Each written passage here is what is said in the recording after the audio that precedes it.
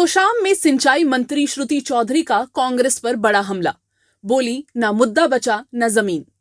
तोशाम हलके के 7 गांव में करोड़ों की योजनाओं की सौगात देते हुए बोली, विपक्ष का काम सिर्फ सवाल उठाना, हमारा काम जनहित में काम करना है। हरियाणा की सिंचाई मंत्री श्रुति चौधरी आज अपने तोशाम हलके के 7 गांव के दौरे पर पहुंची, जहां उन्होंने करोड़ों रुपए की विकास योजनाओं का शिलान्यास और उद्घाटन किया। सबसे पहले वो लोहानी गांव पहुंची, जहां उन्होंने 3 करोड़ 60 लाख रुपए की लागत से बनने वाली सिंचाई विभाग की नई वर्कशॉप बिल्डिंग का शिलान्यास किया। इस दौरान उन्होंने ग्रामीणों की समस्याएं भी सुनी और समाधान का भरोसा दिलाया। कार्यक्रम के दौरान श्रुति चौधरी ने कांग्रेस पार्टी पर तीखा हमला बोलते हुए कहा कि अब हरियाणा में कांग्रेस नाम का कोई दल नहीं बचा। इन्हीं को चुनना था तो 1 साल ड्रामा क्यों किया।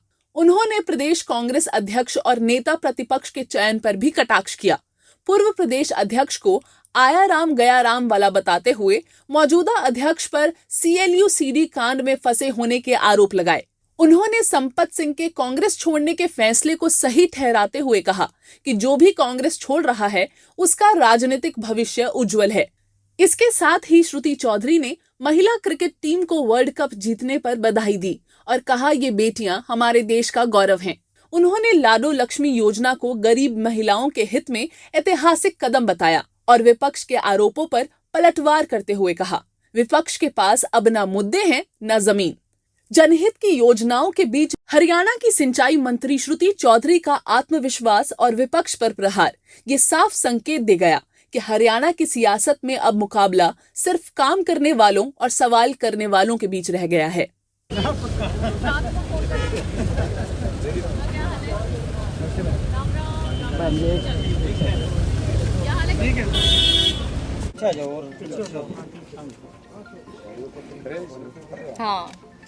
जी, आज क्या क्या इनॉग्रेशन रहे, क्या कितने के प्रोजेक्ट्स भिवानी जिले के लिए? आज मेरे 7 गांव हैं अपने खुद की असेंबली तोशाम में, और ये पहला गांव है लोहानी में, जहां पे आप देख रहे हैं कि चौधरी बंसीलाल जी के टाइम पे यहाँ पे इरिगेशन का एक प्रोजेक्ट था, जहाँ पे मैकेनिकल विंग का यहाँ पे सारे की सारे एक किस्म से सारी की सारी मशीन्स स्टोर हुआ करती थी। और वो ये पूरा बहुत सालों से ये मतलब इसको अनदेखा किया गया, इसमें कोई काम ये बिल्कुल ठप पड़ा था। तो आज उसका पूरा फिर से शुरुआत लोहानी के अंदर 3.6 करोड़ की लागत से इसको फिर से शुरू किया जा रहा है। और अन्य गांव में अलग अलग डिपार्टमेंट से, मेरे भी डिपार्टमेंट से, इरिगेशन डिपार्टमेंट में कहीं से जोड़ से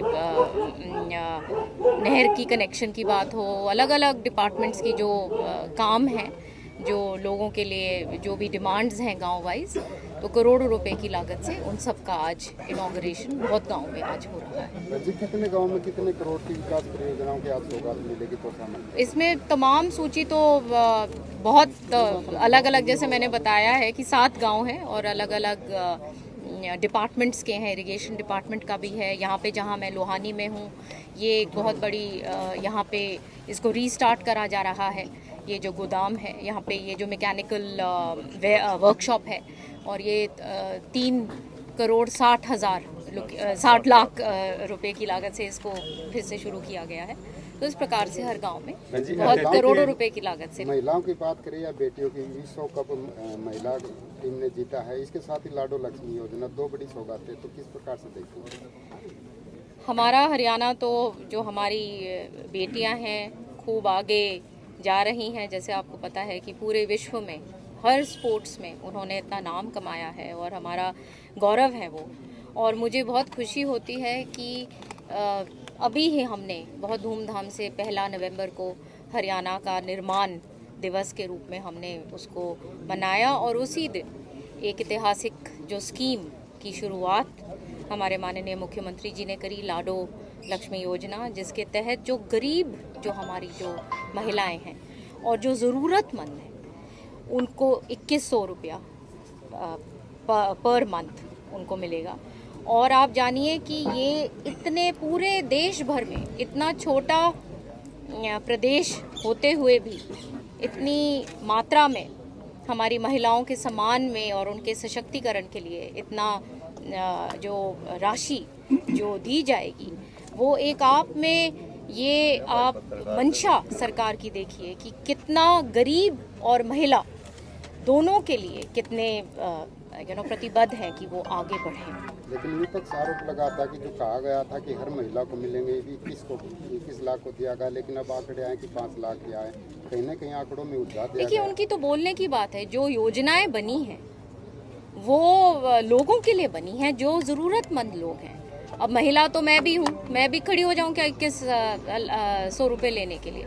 तो ये कोई बात नहीं है, उनके पास कोई बात बची नहीं है। वो ढूंढ रहे हैं, अपनी ज़मीन तलाश रहे हैं, ज़मीन बची नहीं तो बात कर रहे हैं। अत्यधिक बरसात हुई थी, उसके बाद फसलें खराब हुई थी, तो इसके जो खराब हुए थे मुआवजे के लिए क्या किस चरण में है फिलहाल, कब तक मिल पाएगी? ये पूरा की पूरा जो मुआवजा है वो लोगों तक पहुंचेगा और उसकी पूर्ण रूप से कार्रवाई हो रही है। कोई भी ऐसा नहीं होगा जिसकी भरपाई ना हो। जी, आरोप लगते थे कांग्रेस पर कि संगठन टूट गया, उन्होंने नेता प्रतिपक्ष भी चुन लिया है और प्रदेश अध्यक्ष भी चुन लिया, तो क्या कहेंगे? कांग्रेस मजबूत होगी? मैं तो यही कहूँगी कि इन्हीं दोनों को चुनना था तो पहले दिन से ही कर लेते। 1 साल पूरा ये ड्रामा रचाने की क्या ज़रूरत थी? लेकिन इनकी अंदरूनी बातें हैं। और पहले जो अध्यक्ष थे उनका तो जैसे कहा करते थे वो प्रसिद्ध थे, आए राम गया राम के नाम से। अब वो CLU की सीढ़ी घूम रही है पहले से ही, और वो अध्यक्ष हैं। तो अब क्या मैं टिप्पणी करूं, लेकिन जहां तक हम लोगों का पूरा जो फोकस है वो लोगों के काम के लिए। संपत सिंह ने पार्टी कांग्रेस छोड़ी है और संपत सिंह ने कांग्रेस छोड़ के बड़े आरोप लगाए हैं कि यहाँ अनदेखी होती है, और इसकी वजह से श्रुति चौधरी, किरण चौधरी, कुलदीप बिश्नोई सबके नाम लिए कि सारे के सारे पार्टी छोड़ के गए, और कहीं ना कहीं कोई मंत्री है, कोई राज्यसभा सांसद है, कोई सांसद है, सारे के सारे। सही कह रहे हैं। कांग्रेस तो पार्टी के रूप में बची ही नहीं। अब कांग्रेस कोई दल थोड़ी है, वो तो बस अब आपस में वो तो लगे हुए हैं। वो तो कोई दल के रूप में, कोई गंभीर दल के रूप में नहीं बचे, और लोगों को मालूम है ये बात। धन्यवाद।